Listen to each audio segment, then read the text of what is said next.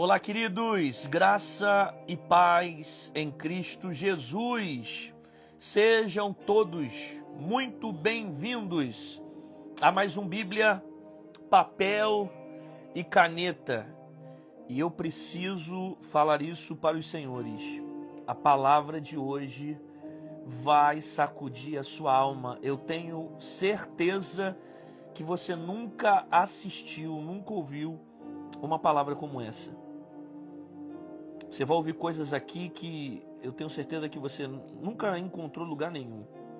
Não porque a glória é minha, o louvor é meu, eu sou pecador e dependente de Deus, mas são revelações na palavra que vão impactar a sua fé, o teu coração de uma forma muito poderosa. Então, eu já quero chamar a sua atenção para você ficar até o final dessa live, porque você vai aprender muito nessa palavra.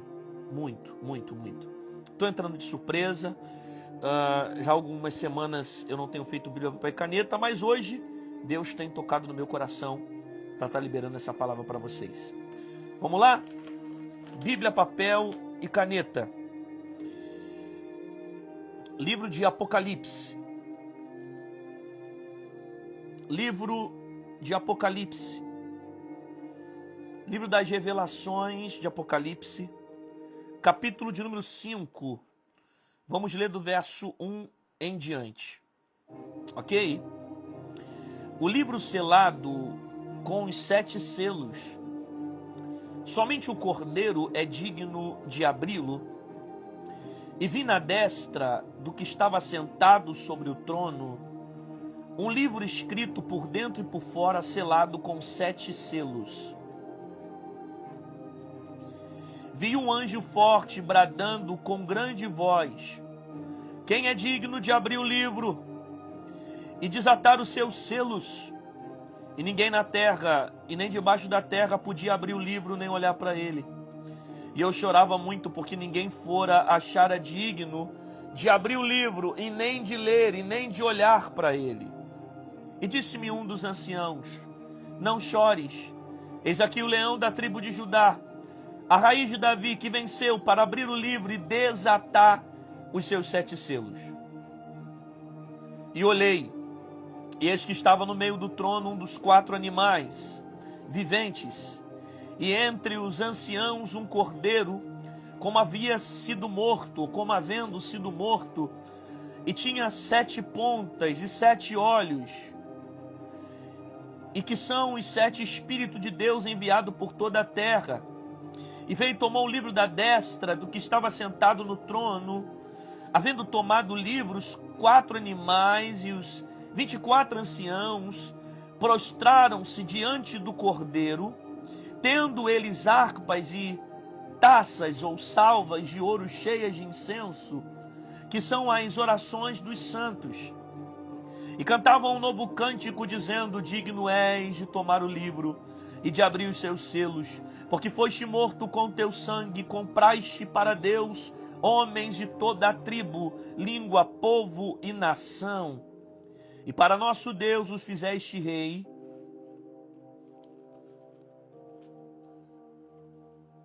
e sacerdote, e eles reinarão sobre a terra. E olhei, e ouvi a voz de muitos anjos ao redor do trono, dos animais, dos anciãos. Era o número dele milhões e milhões e milhares de milhares, que com grande voz vos diziam: digno é o Cordeiro que foi morto de receber o poder e riqueza, sabedoria, força, honra, glória, ações de graça.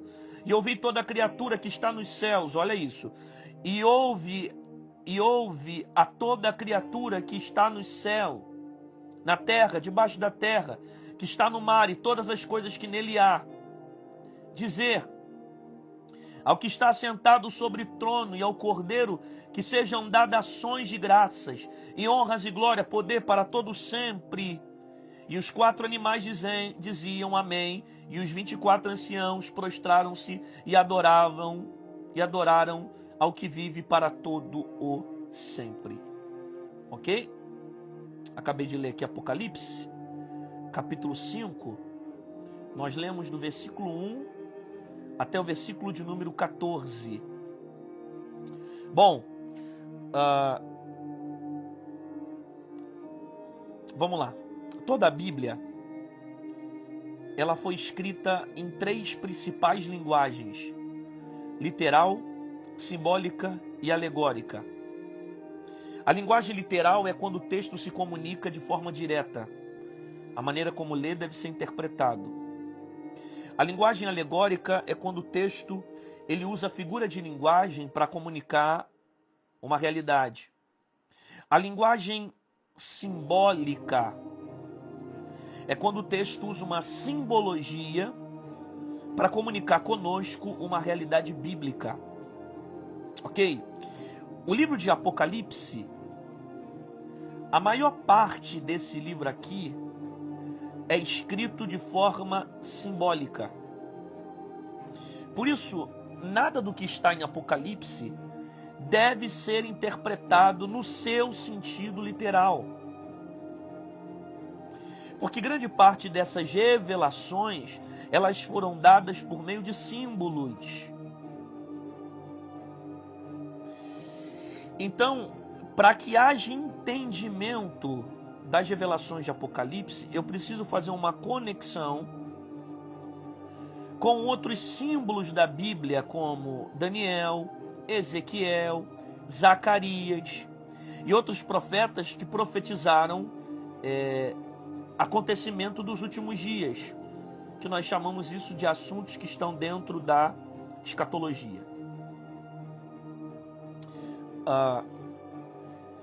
Quem escreveu o livro de Apocalipse foi João. João escreve esse livro que é conhecido também como livro das revelações. João, ele escreve esse livro dentro da ilha de Patmos. João recebeu uma sentença de prisão diferente dos outros discípulos. O castigo de João foi viver exilado dentro da ilha de Patmos. E é dentro da ilha de Patmos que João vai ter as revelações dos últimos tempos. Então o Apocalipse são as revelações que Deus deu ao profeta, ou melhor, ao apóstolo João, revelando o acontecimento dos últimos dias. Bom, João foi um discípulo diferente dos outros de Jesus. O grau de intimidade que João viveu com Jesus é diferente dos outros discípulos. Ok? Por isso que João é chamado como o discípulo que Jesus amava. O nível de intimidade que ele experimenta com Deus é diferente dos outros discípulos. Por isso que você vai ver o Evangelho de Jesus Cristo, segundo escreveu João, tendo um nível de detalhes diferente dos outros evangelhos.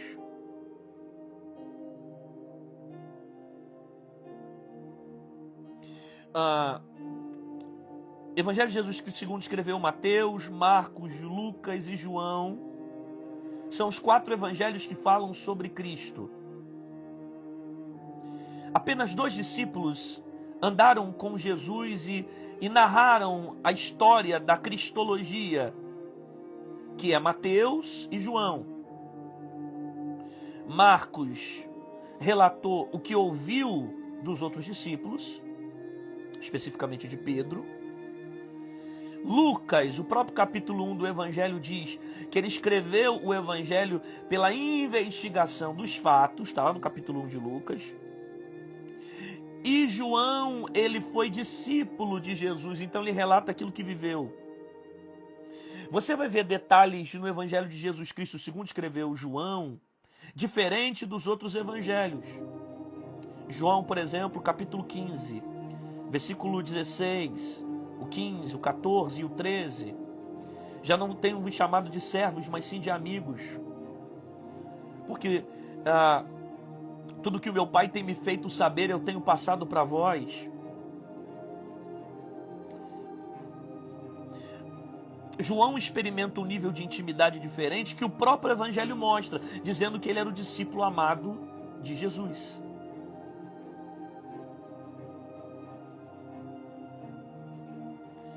Então, João viveu coisas no seu ministério que os outros discípulos viveram de uma forma diferente.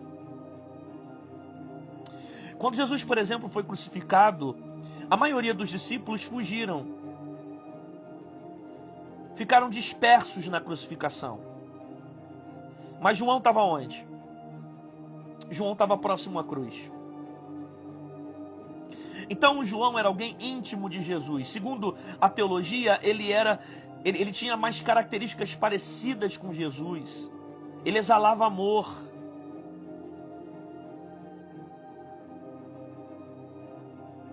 João era alguém que era parecido com Jesus e que tinha um nível de intimidade diferente dos outros discípulos. Você vai perceber que o final de João vai ser diferente do final de todos os outros discípulos.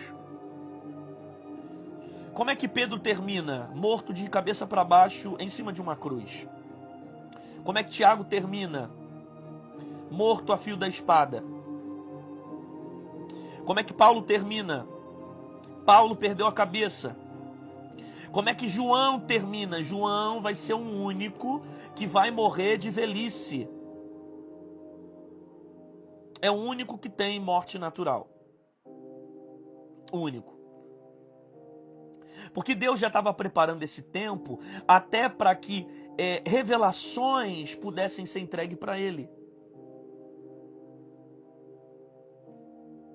É nesse momento que João está sozinho na ilha de Pátimo, exilado na ilha de Pátimo, que ele vai ter as maiores revelações da sua vida.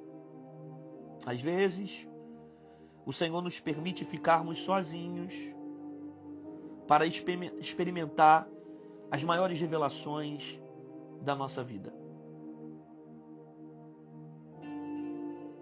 Às vezes é o próprio Deus que permite certas trajetórias para que o nível de revelação aumente sobre a nossa vida. Ok? E desde o capítulo 4 de Apocalipse, você vai ver aqui João tendo visões do que diz respeito ao céu, de coisas que vão acontecer. Do capítulo 1, capítulo 2, capítulo 3 de Apocalipse, Deus vai dar algumas revelações do que diz respeito à igreja. A característica da igreja que é certa, a igreja que é errada. Fala sobre a igreja Filadélfia. E mais outras igrejas, que eu não vou ficar citando todas elas, mas que cada igreja possui uma característica.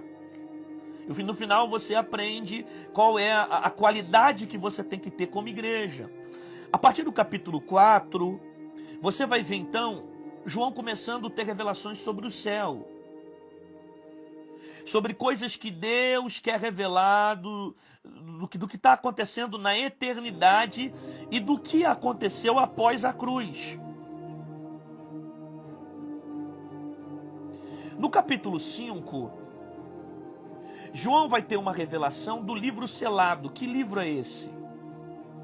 Esse livro aqui é um livro que ninguém tem condições de desatá-lo. Porque se trata do livro da humanidade. E vocês vão entender por quê. Esse livro é escrito por dentro e escrito por fora.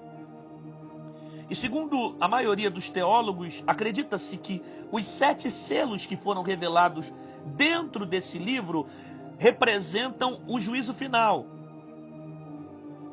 Então, o desatar desse livro representa uma nova era, um novo tempo, onde o relógio do arrebatamento da igreja está sendo acelerado no processo para que se cumpra o plano de salvação de Deus. Porque ao contrário do que muita gente pensa, Deus não foi pego de surpresa quando um homem pecou. Já havia um plano traçado, que na teologia nós chamamos de plano de salvação, desde Gênesis.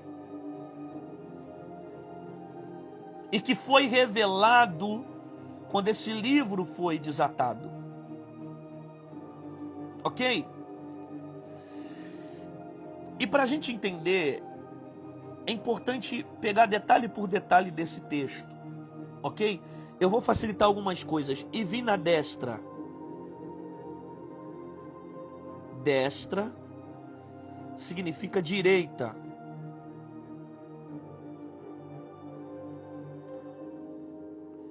Destra significa direita.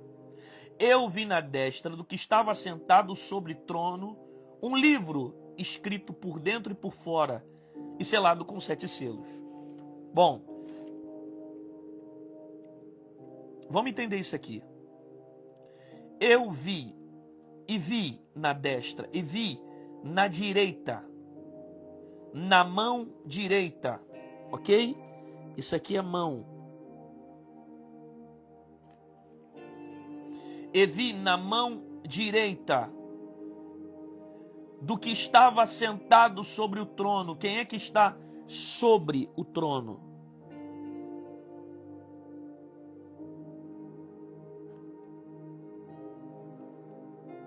Deus. Então eu vi na destra do que estava sentado sobre o trono um livro escrito por dentro e por fora, selado com 7 selos. Por que João está dizendo que viu?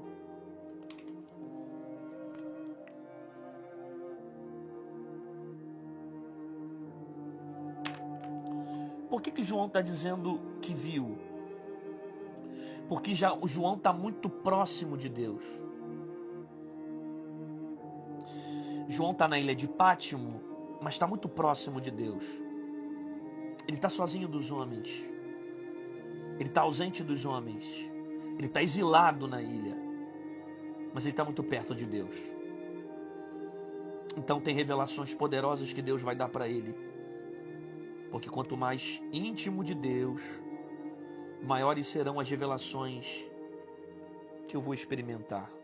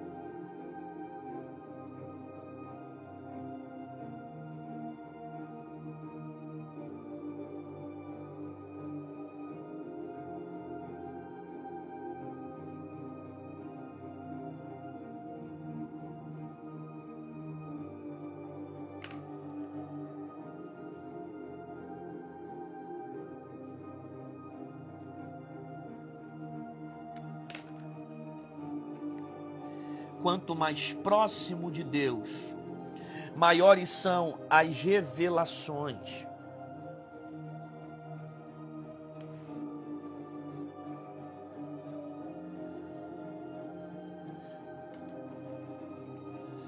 Quanto mais próximo de Deus, maiores são as revelações. Quanto mais perto de Deus, maiores são as coisas que Ele quer trazer para você. Tem coisas que Deus só revela para quem é íntimo. Tem coisas que Deus só revela para quem é próximo.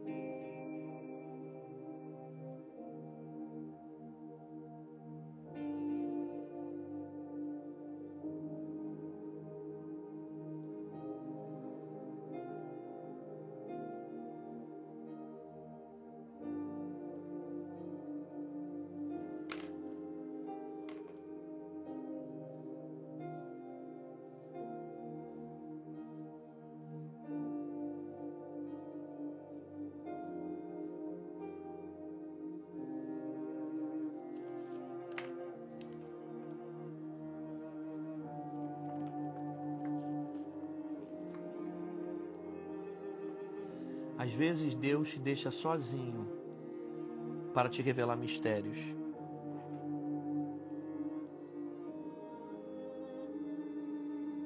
Às vezes é o próprio Deus que te deixa sozinho para revelar mistérios para você. Às vezes Deus afasta certas amizades, tira alguns amigos de perto, tira os colegas, você fica sozinho. E você se pergunta, por que o Senhor permitiu que certas coisas acontecessem comigo? Quando na verdade Ele te deixa sozinho, porque tem coisas poderosas que Ele quer te mostrar. João viveu as maiores revelações da vida dele dentro da ilha de Pátimo.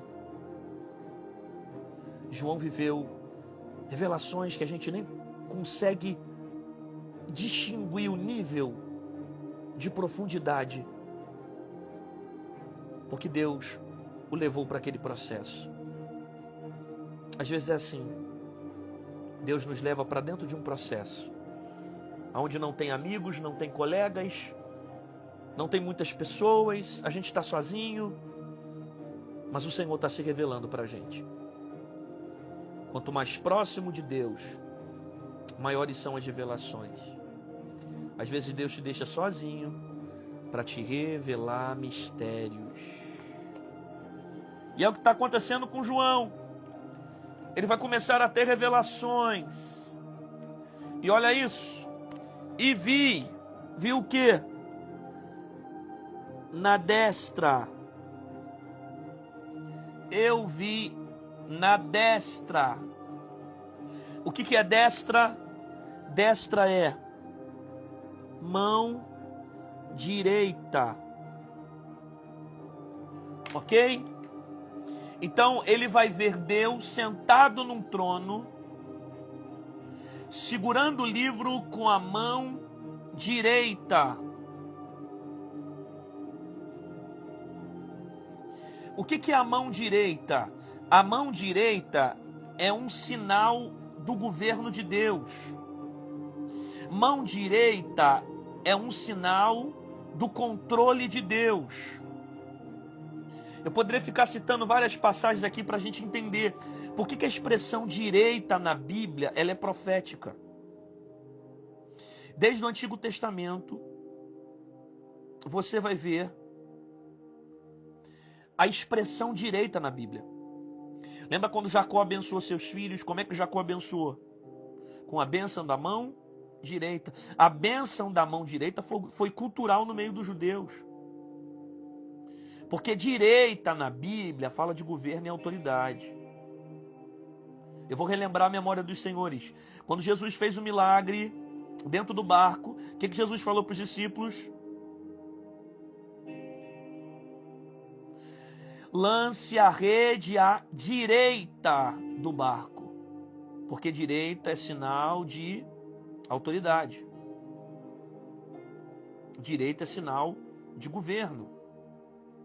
Quando Estevão estava para ser apedrejado, quem lembra? Estevão viu o quê? Jesus sentado à direita do Pai. Então, o livro na mão direita revela profeticamente essas ações de autoridade, domínio e governo.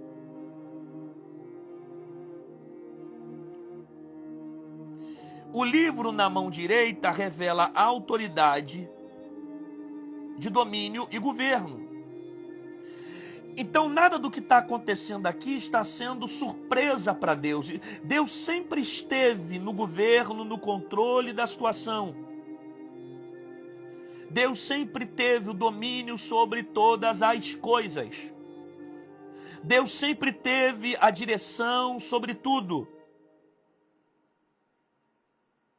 Direita, ele tem um governo, ele tem um controle. Tudo que aconteceu na história não aconteceu como, porque Deus foi pego de surpresa e Deus foi lá e criou um plano de salvação, aí depois existia um livro. Não é nada disso. Isso tudo já estava num plano de salvação de Deus. Desde o Éden, quando o homem pecou. quando o homem caiu, Deus sempre esteve no controle de tudo. Mão direita, sinal de controle, sinal de domínio, sinal de governo. Você perde o controle, você se desespera, você se descontrola, você fica inquieto, você fica preocupado, mas Deus nunca perde o controle de nada. Deus tem um governo sobre todas as coisas. Eu vi na destra do que estava sentado sobre o trono. Olha isso. Você vai se alimentar muito hoje aqui. Eu te garanto que vai valer a pena, hein? Assentado sobre um trono. Olha como é que ele vê. Ele vê Deus assentado sobre um trono. Deus não está desesperado com os acontecimentos da história. Deus não está inquieto com os acontecimentos da história. Ele vê Deus assentado sobre o trono. Essa expressão assentado sobre um trono significa que João viu Deus como Rei dos Reis. Esse versículo mostra para nós que ele tem um reino, que ele tem um trono, que ele tem autoridade, que ele é Rei dos Reis, e ele está sentado sobre um alto e sublime trono. Ele viu o Rei dos Reis assentado no trono.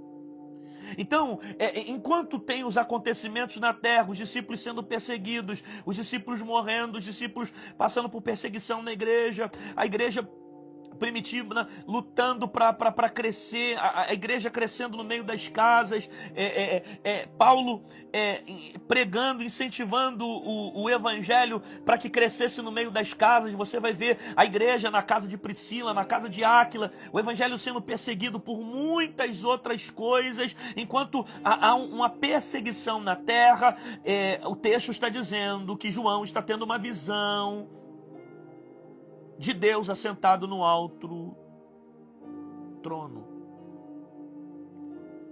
mostrando poder, mostrando reino, mostrando glória, mostrando autoridade. Ele é Rei dos Reis. Ele é muito mais do que rei. E sobre a mão dele,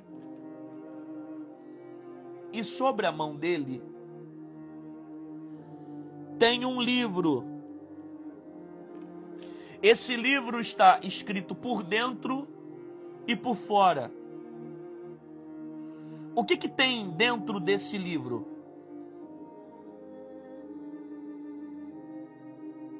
O que tem dentro desse livro?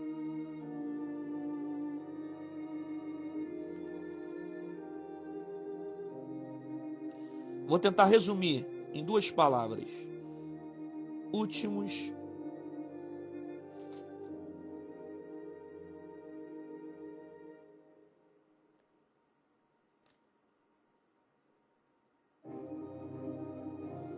Será que dá para ler?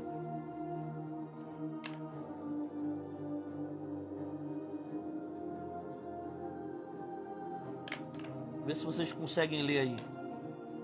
Então, dentro desse livro tem os últimos acontecimentos. Eu vi na mão direita desse Deus que estava assentado sobre o trono um livro. É o livro selado, que contém os últimos acontecimentos. Ok? Escrito por dentro, escrito por fora. Selado com 7 selos. 7. 7 é o quê? O número da perfeição. Então, é perfeito todo esse plano divino. Tudo que está acontecendo aqui está debaixo de uma perfeição, de um projeto que já foi realizado, idealizado pelo próprio Deus. Ok? E vi um anjo forte bradando com grande voz: quem é digno de abrir o livro e desatar os seus selos? Olha isso.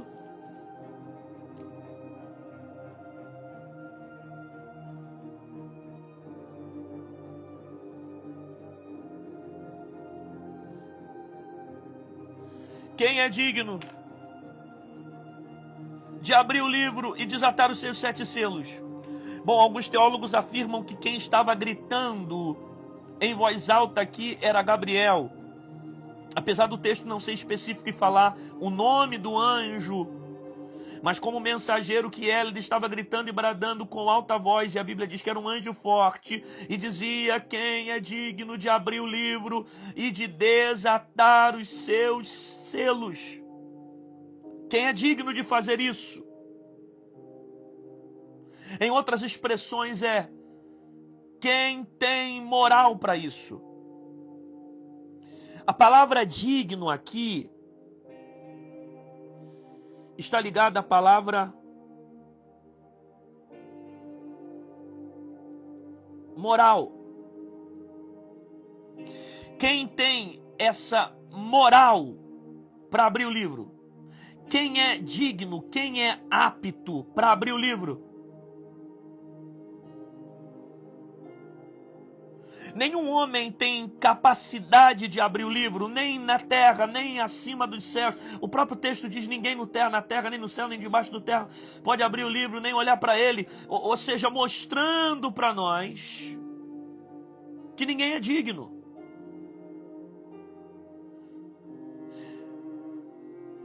Não há condições de alguém abrir esse livro, porque todos os homens são pecadores. Aí você vai entender por que ninguém é digno.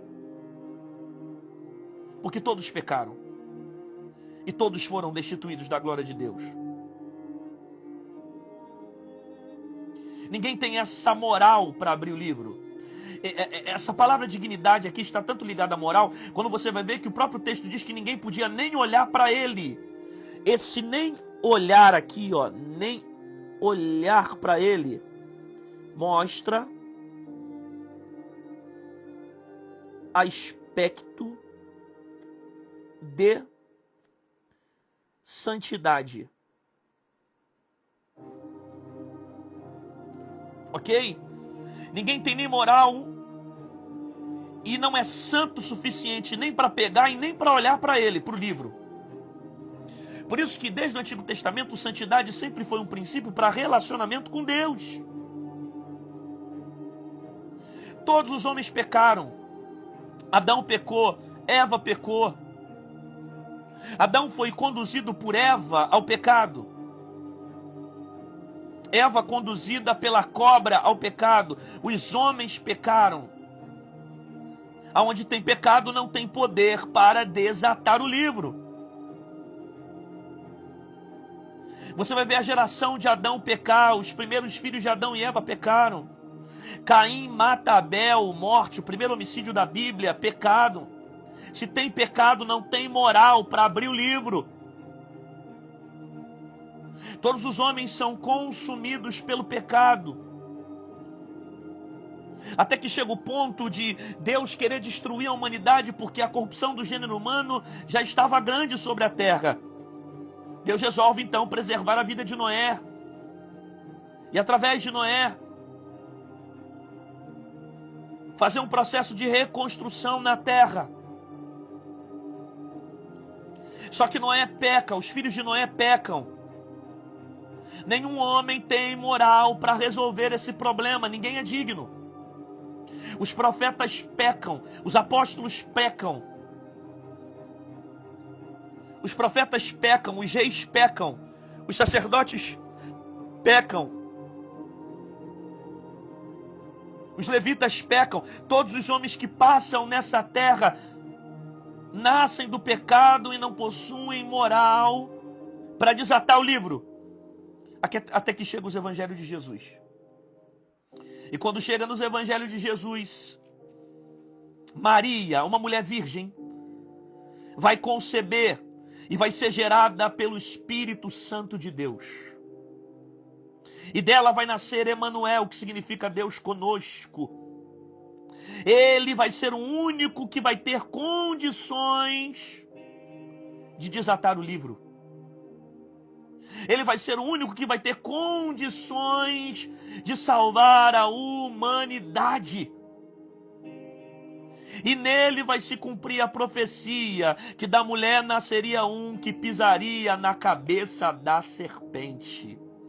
E é interessante que a mulher, ela foi constrangida pelo pecado, porque foi primeira levada ao pecado, conduzida ao pecado. Aí, para Deus não deixar a mulher envergonhada, Deus fez uma profecia em Gênesis dizendo que nela nasceria um que pisaria na cabeça da serpente. E quem foi que nasceu lá na frente nos evangelhos? Jesus, o Filho de Deus.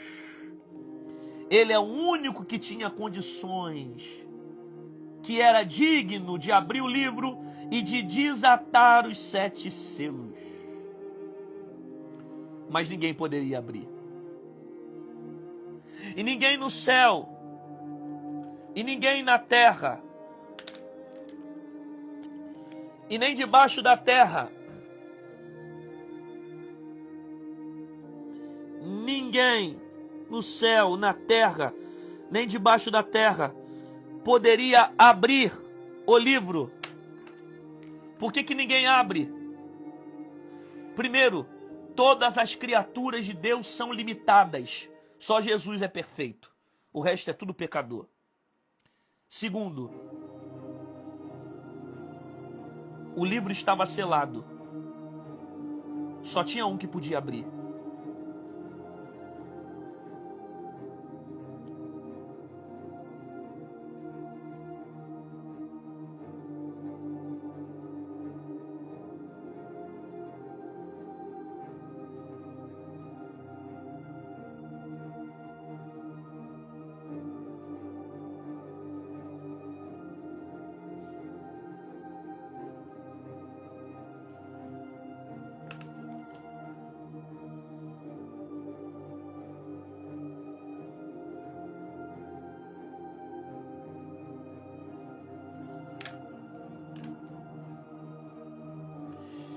O que Deus fecha, ninguém abre. Aquilo que Deus fecha, ninguém tem condições de abrir. Aquilo que Deus fecha, ninguém tem condição de desatar. Não adianta você tentar fechar, abrir caminhos que Deus resolveu fechar. Não adianta você tentar forçar portas que Deus resolveu fechar. Não adianta você tentar abrir caminhos que é o próprio Deus que está fechando. Tem hora que você vai bater em muitas portas, vai procurar muitas coisas, vai em vários lugares e você não vai conseguir resolver. Porque tem momentos que Deus fecha. E se Deus fecha, ninguém abre. Você pode procurar ajuda, você pode procurar amigo, você pode procurar colega, você pode procurar fulano. Se Deus decidiu fechar, ninguém tem poder de abrir. Agora, sempre quando Deus fecha porque tem propósito de fechar. Deus fecha porque tem algo poderoso para revelar.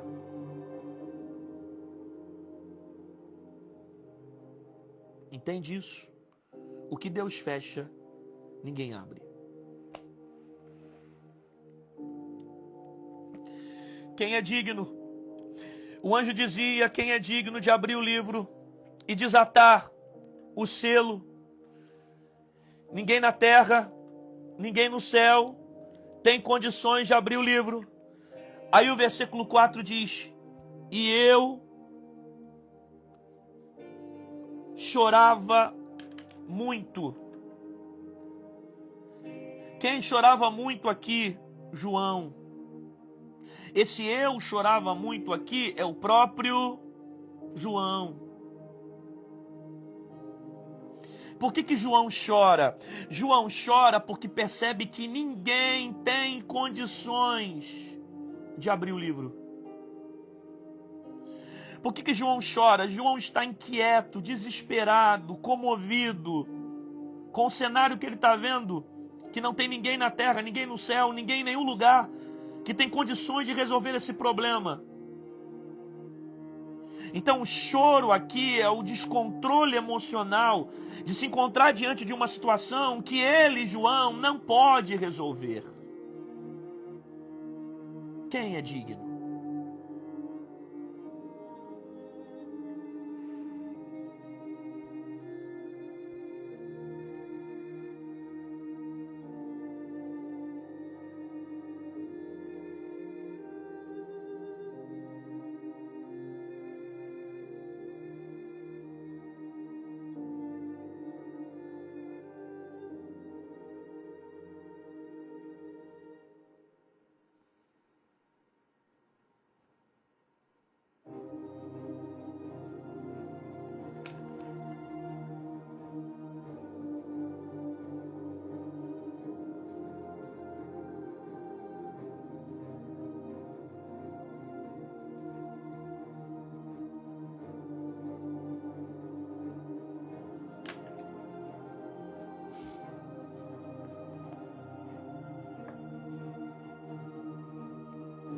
tudo que foge do seu controle gera dor.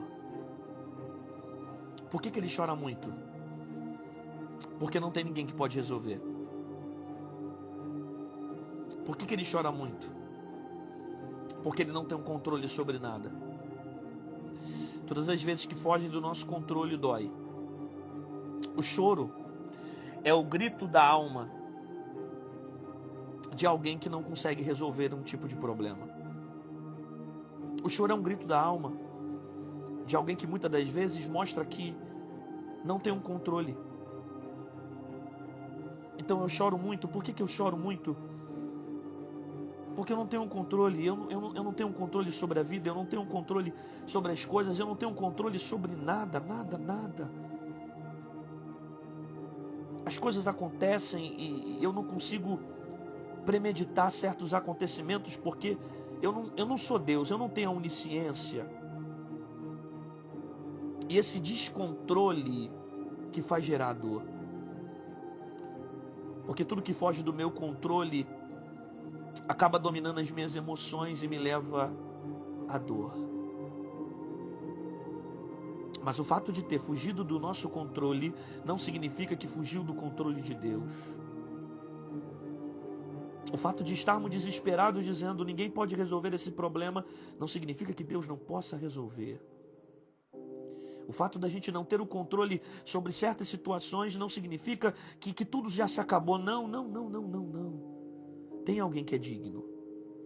Tem alguém que tem essa habilitação. Tem alguém que pode. Tem alguém que tem condições de resolver esse problema.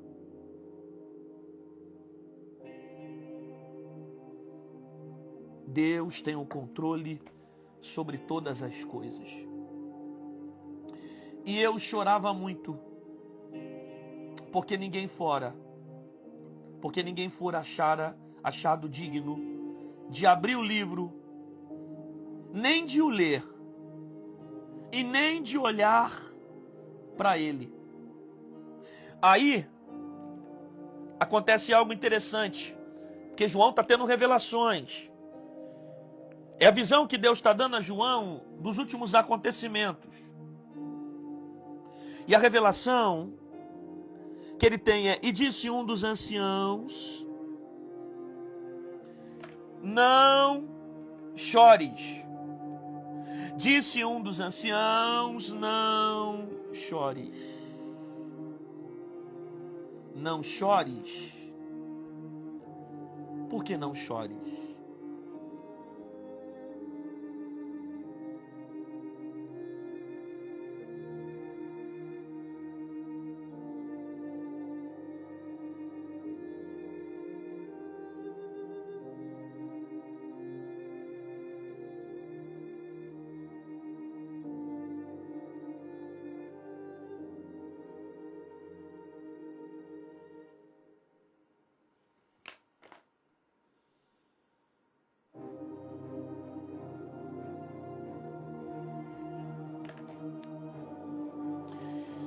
E disse um dos anciãos, não chores,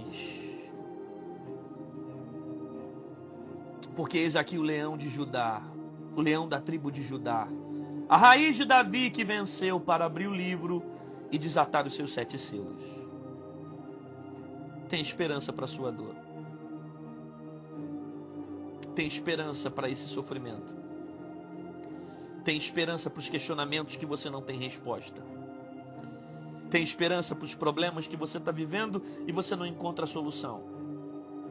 Não chores, por quê? Porque tem esperança. E a esperança se chama Jesus. A sua esperança se chama Cristo. Então não chores. Porque a sua história não termina em dor. A sua história não termina em condenação. A sua história não termina no inferno. A sua história não termina desgraçada. A sua história não termina destruída. Não tem esperança para a sua dor. Não chores. Porque a esperança está viva. Aí olha isso. E eis que o leão da tribo de Judá, a raiz de Davi, que venceu para abrir o livro e desatar os seus 7 selos. Isso aqui é fantástico, hein? Isso aqui é fantástico.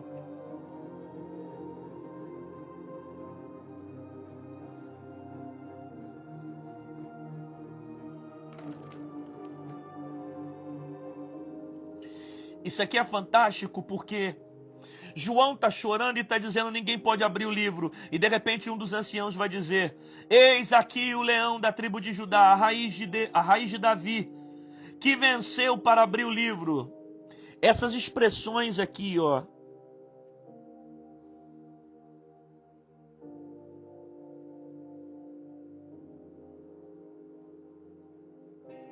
são as mesmas expressões usadas para o Messias.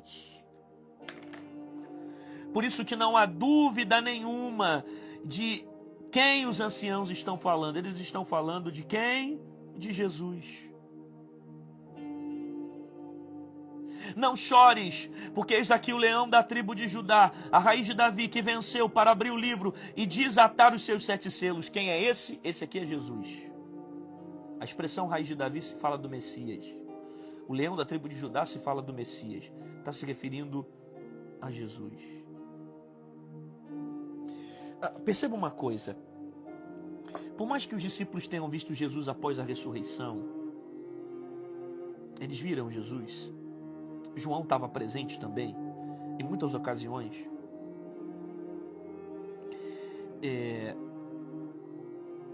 João está tendo uma visão da confirmação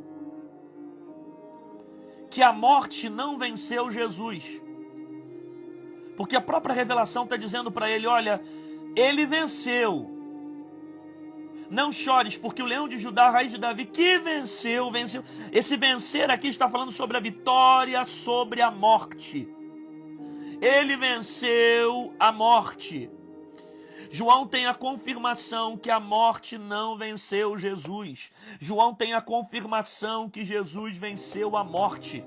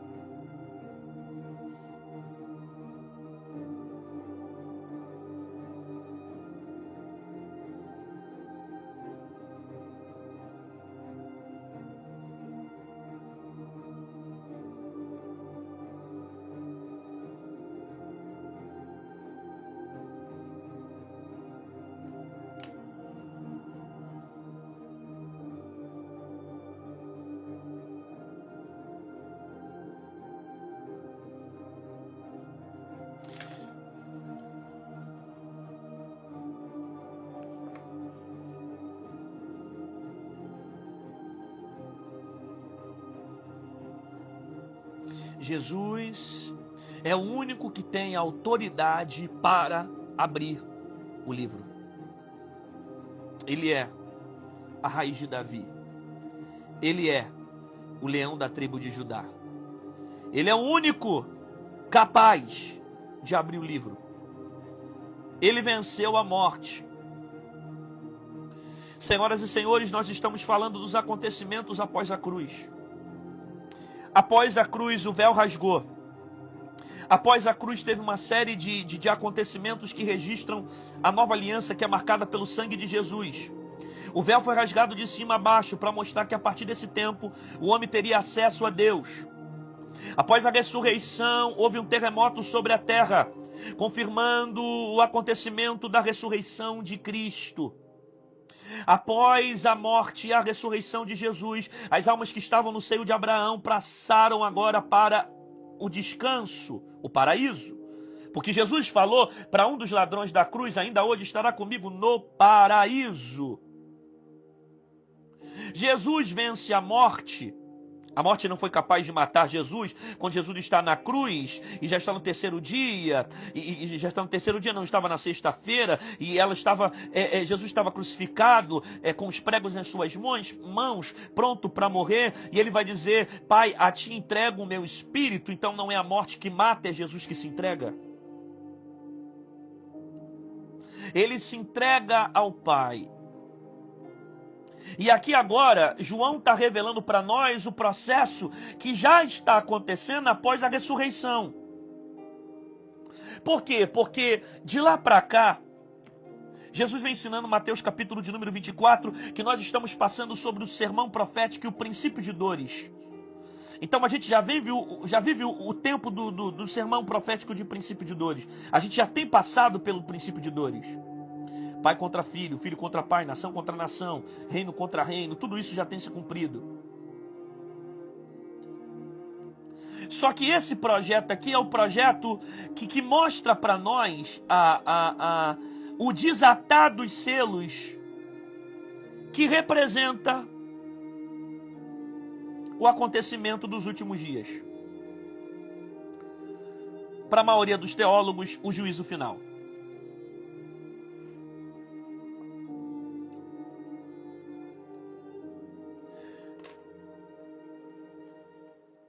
E olhei, e eis que estavam no meio do trono.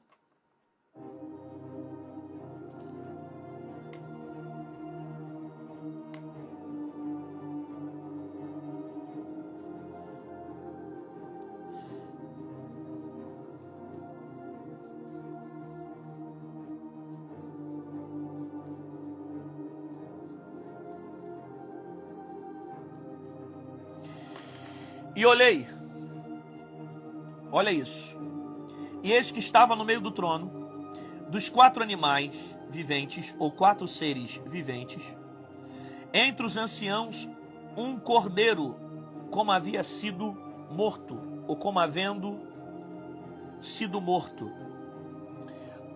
Vamos entender isso aqui. Seres viventes são revelações parecidas com a de Daniel e como a de Ezequiel. Lembra do ser que Daniel viu? Lembra do ser de Ezequiel? Cabeça de águia, cabeça de homem. São revelações parecidas. Seres viventes. Entre os anciãos, um cordeiro, como havendo sido morto. Isso aqui é interessante, porque João vai ter a visão do trono, o Pai sentado em cima do trono, com um livro selado na mão, o anjo gritando, dizendo: quem é digno de abrir o livro e desatar os selos? E de repente um dos anciãos vai dizer: não chores.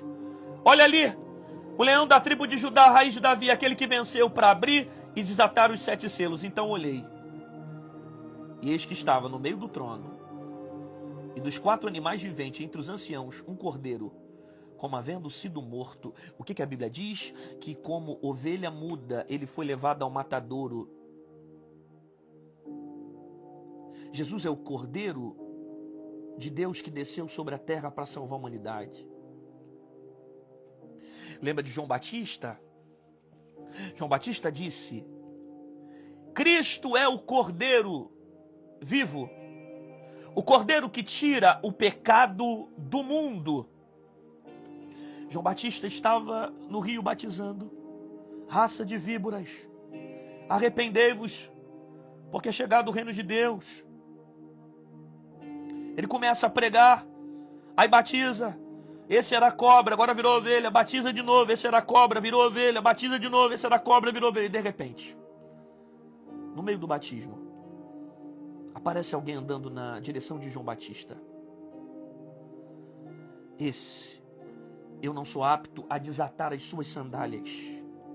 Eu não sou digno de desatar as suas sandálias. Esse é o Cordeiro de Deus que tira o pecado do mundo. Esse é Jesus. E Jesus passa pelo batismo para confirmar o que o próprio Deus havia declarado e para se cumprir os princípios que aquele que crê e for batizado, esse será salvo. Cristo é o Cordeiro. João está vendo isso. O Cordeiro que tira o pecado do mundo.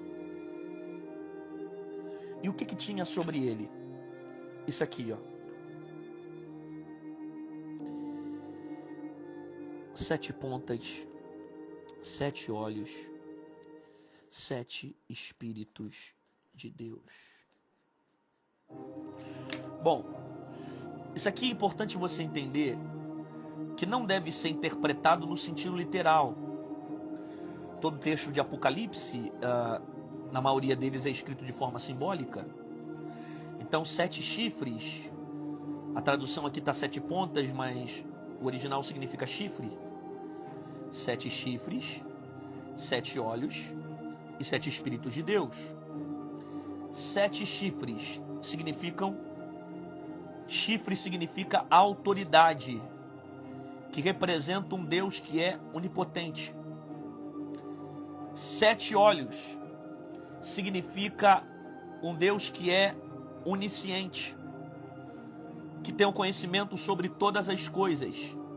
Os 7 Espíritos de Deus enviado toda a terra é a onipresença. Então isso aqui é a totalidade dos atributos de Deus. Isso faz ele ser quem ele é. Isso faz ele ser o Deus maior do que todos os deuses. Porque ele é onipotente, ele é onipresente, ele é onisciente. Ele tem toda a ciência, ele tem todo o poder, ele tem toda a autoridade. Ninguém é capaz de impedir o poder, a glória de Deus, a autoridade de Deus. Aí olha o que acontece. Ele vem...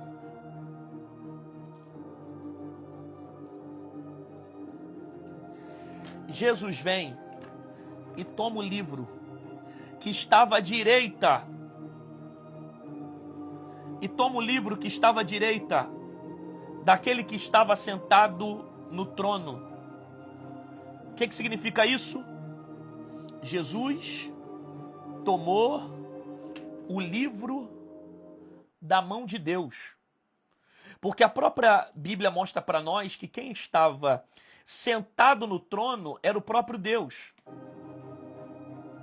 E Jesus, que representa o Cordeiro, ele vai pegar o livro que estava na mão de Deus, com os 7 selos, que ninguém é capaz de abrir o livro, e vai tomar o livro.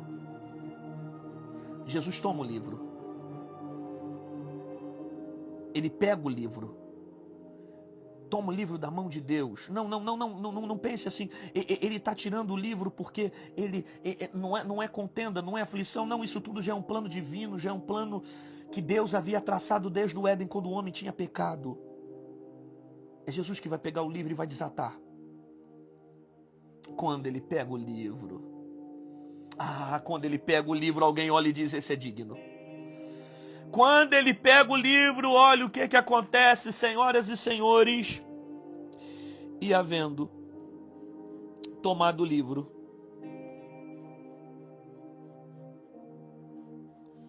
olha isso.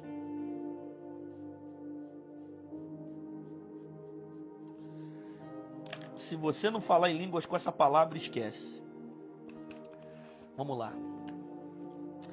E havendo tomado o livro, os 4 animais e os 24 anciãos prostraram-se diante do Cordeiro, tendo todos eles harpas, salvas de ouro cheias de incenso, que são as orações dos santos. Redobre a sua atenção, por favor. Redobre a sua atenção. Redobre a sua atenção. João está vendo Deus assentado sobre o trono, segurando um livro com 7 selos. Ninguém pode abrir o livro. De repente aparece um anjo forte no céu gritando: quem é digno de abrir o livro e desatar os 7 selos? João começa a chorar dizendo: ninguém pode, ninguém consegue resolver esse problema. E de repente um dos anciãos vai dizer: não chores. Eis aqui o leão de Judá, a raiz de Davi, aquele que venceu para abrir o livro e desatar os 7 selos. E olhei, e estava no meio do trono. e dos 4 animais viventes, entre os anciãos do cordeiro, como havia sido morto, e tinha 7 chifres, 7 olhos, 7 Espíritos de Deus, e veio e tomou o livro.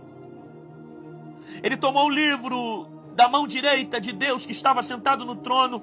Quando Jesus toma o livro, aí entra os anciãos, os seres viventes.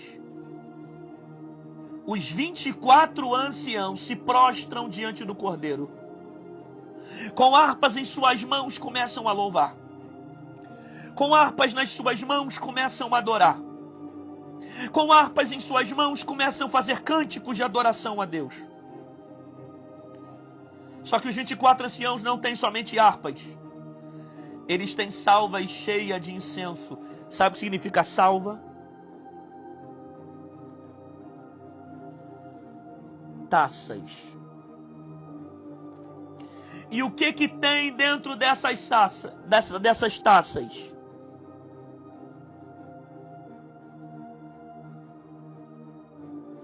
Se tu não falar em línguas agora, tu não fala nunca mais, hein?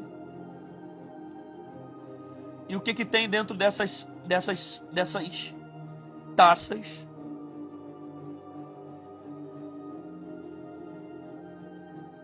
O que tem dentro dessas taças?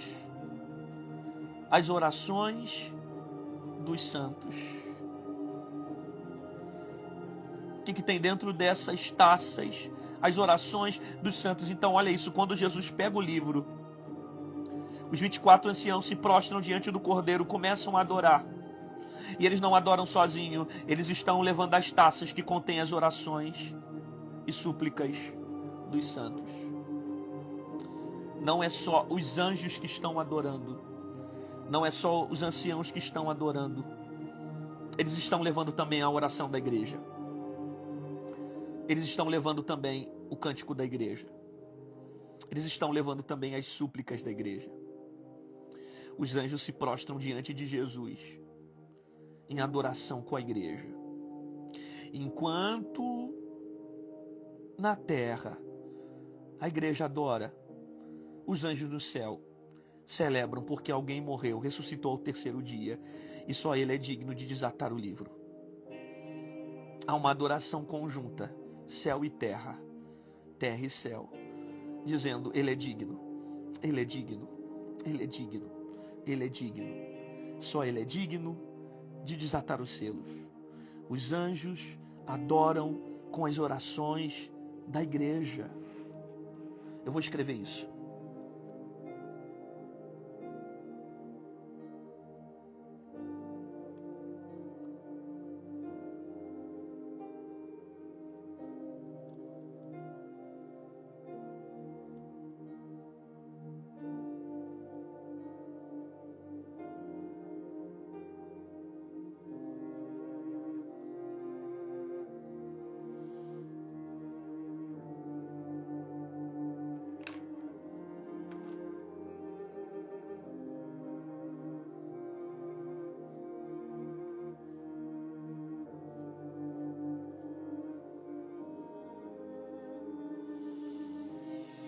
Entende esse nível de profundidade? Os anjos adoram com as orações da igreja. Os anjos adoram, mas eles levam também o censo, aonde estão as súplicas, as orações dos santos, o clamor dos santos. É adoração no céu e adoração na terra. É terra e céu unida adorando a Ele. Ele está vivo, Ele é digno, Ele pode abrir o caminho, Ele pode desatar os selos. Ele pode desatar os selos, Ele pode fazer o que ninguém tem poder para fazer. Agora, qual é o cântico que os anjos cantavam? E está no texto, eu vou ler para você. O cântico que os anciãos estavam cantando. E cantavam um novo cântico dizendo: digno és de tomar o livro e de abrir os seus selos, porque foste morto, com teu sangue compraste para Deus homens de toda a tribo, a língua e o povo e nação. Para nosso Deus os fizestes sacerdotes, e eles reinarão sobre a terra. E olhei e ouvi de muitos anjos ao redor do trono, dos animais, dos anciãos, E era o número deles milhões e milhões e milhares de milhares. Com grande voz diziam: digno é o Cordeiro que foi morto de receber o poder e riqueza e sabedoria, força, honra e glória e ações de graça. E ouvi toda a criatura que está no céu, na terra, debaixo da terra, que está no mar, e todas as coisas que nele há, dizer ao que está sentado sobre o trono e ao Cordeiro: sejam dadas ações de graças e honra e glória, poder para todo sempre. Os 4 animais diziam amém, e os 24 anciãos.